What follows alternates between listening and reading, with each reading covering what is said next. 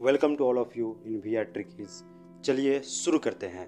तो जैसे आप सब जानते हैं कि इलोन मस्क ने ट्विटर को $44 बिलियन में परचेज कर लिया है और परचेज करने के साथ ही ट्विटर के पॉलिसी में बहुत सारे बदलाव भी किए हैं। उन्होंने एक ट्वीट करते हुए अपने यूजर्स को बता दिया है कि अब जो भी वेरीफाइड अकाउंट है ब्लू टिक के साथ उनको अब $8 पर मंथ पे करना होगा।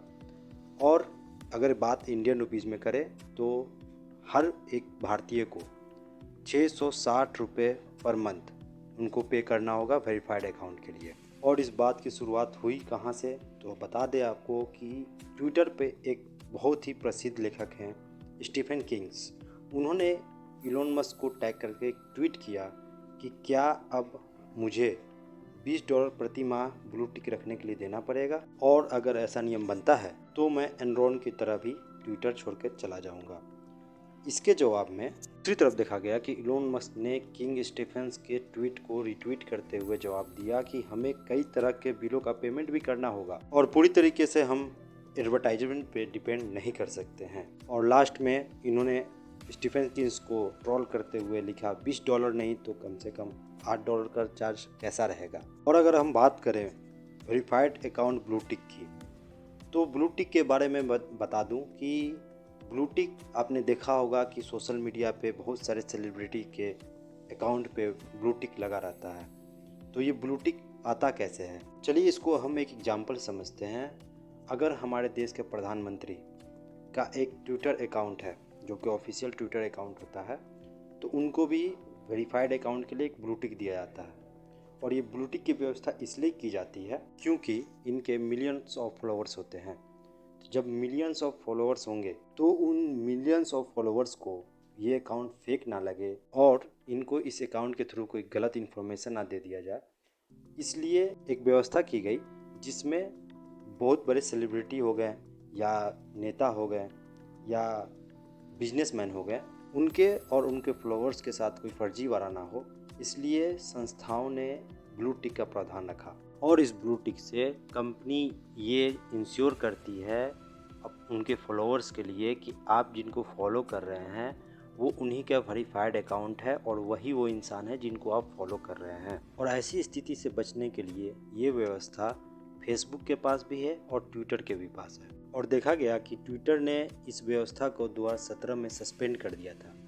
मतलब ये हुआ कि वो जो अकाउंट बन चुके हैं उनकी रिव्यू नहीं कर रही थी और नए ब्लू टिक्स को नहीं बांट रही थी। और फिर 2020 में देखा गया कि बहुत सारे लोगों के कहने पे कि आपकी जो ये व्यवस्था है इसके कारण बहुत ही प्रॉब्लम क्रिएट हो रही है, बहुत सारे फेक न्यूज़ मार्केट में फैल रहे हैं, बहुत सारे लोगों को हम लोग फॉलो नहीं कर पा रहे हैं सही व्यक्ति को। तो ट्विटर ने ये व्यवस्था 2020 में लाया, लेकिन कुछ नियम और कानूनों के साथ इस व्यवस्था को लाया। और इस नियम कानून में था क्या कि अगर आप का कोई ट्विटर अकाउंट है और वो वेरीफाइड अकाउंट है और लेकिन आप उस पर 6 महीने से एक्टिव नहीं है, तो ट्विटर उसको डेड अकाउंट मान के वहाँ से आपके वेरीफाइड अकाउंट से ब्लू टिक को रिमूव कर देगा। किसी पर्सन को ट्विटर के ब्लू टिक का अगर ऑथराइज मिलता है तो उनको और क्या क्या अधिकार मिल जाते हैं। वहाँ से ब्लू टिक अकाउंट वाले पर्सन को कुछ प्रीमियम फीचर्स के एक्सेस मिलते हैं। और वो प्रीमियम फीचर्स क्या हैं, तो आपको ट्वीट को एडिट करने का अधिकार मिलता है। आप अपने ट्वीट को फिर से एडिट करके उसको सही कर सकते हैं। आपने देखा होगा कि बहुत सारे पॉलिटिशियंस जो होते हैं बहुत सारे कंट्रोवर्शियल कमेंट्स भी करते हैं और ट्वीट भी करते हैं, और जब इस चीज़ की आलोचना होती है तब वो जाकर उस ट्वीट पे अपने ट्वीट को एडिट कर लेते हैं या तो उस ट्वीट को डिलीट कर लेते हैं। और साथ साथ मैं आपको ये भी बताता चलूँ कि दुनिया में ट्विटर के यूजर्स कितने हैं और कहाँ सबसे ज़्यादा हैं। तो अमेरिका में सबसे ज़्यादा ट्विटर यूज करने वाले लोग हैं 7,70,00,000, और दूसरे नंबर पे जापान आता है, वहाँ 5,90,00,000 पर्सन ट्विटर को यूज करते हैं।